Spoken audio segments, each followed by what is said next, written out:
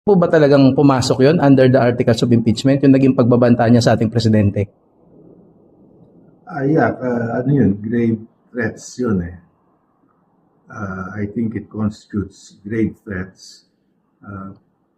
That's a crime. Even hindi niya ma-fulfill, no? Yeah, kasi grave threats hindi naman required na itutuloy mo. Pag tinakot mo yung tao, papatayin kita, grave threats yun. Tapos Kahit yung hindi mo pinatay. there's a plan, parang ganun po, no?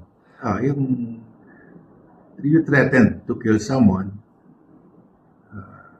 which is against the law, no? Yung to kill.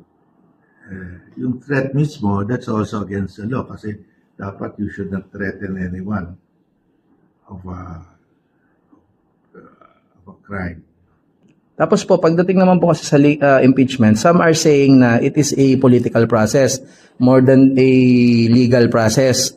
Pero nasa ano din daw natin, nasa constitution din daw natin na kapag may impeachment, kasi gusto rin po namin malinawan justice eh. Pag may impeachment po, forthwith daw po dapat yan. So agad-agad.